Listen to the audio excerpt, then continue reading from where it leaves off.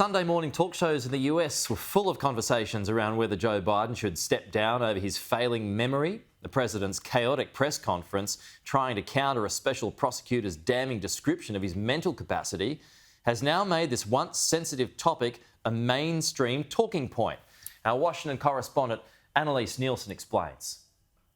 President Joe Biden wants to move on from the special prosecutor's report into his handling of classified documents. But his explosive press conference last week has now put doubts over his age at the centre of his re-election campaign. That is your judgment. I think one of the things that you do have to recognize about President Biden's age is the flip side of this coin is that he has a tremendous amount of wisdom and experience. It was the talk of all the Sunday morning politics shows. When you're questioning what 70-some% of the American people are already questioning, whether Joe Biden is too old for the job, and now you have an independent counsel, a special counsel, appointed by his own Justice Department, concluding that he couldn't bring a trial for that reason, that's much more damaging politically than whether people would have agreed or disagreed with him being charged. The topic of Biden's mental fitness was chided by many in the media as insensitive and disrespectful.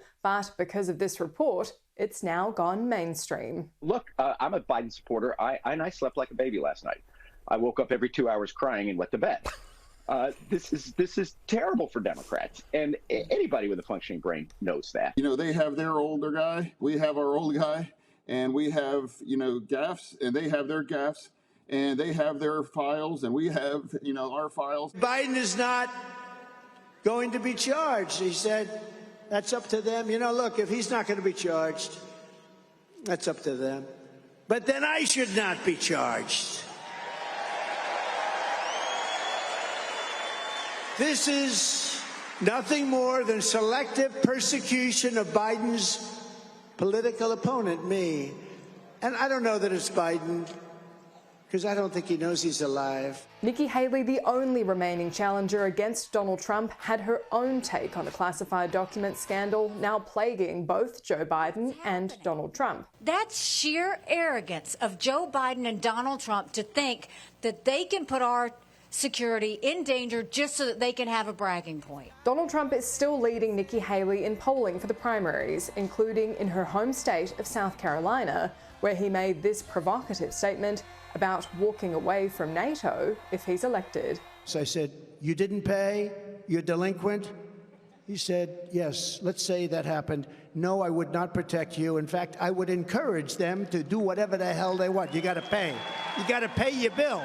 Views like this play well with the Republican voters that participate in primary races that select their candidates. Surveys like this one show that Republican voters are unhappy with the funding going towards Ukraine.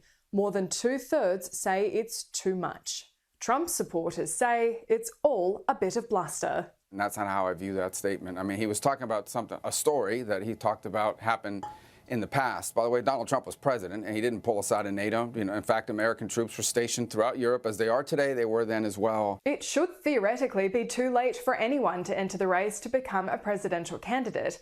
But if Joe Biden does step aside, it will reshape the entire race, not just for Democrats, but for Republicans too.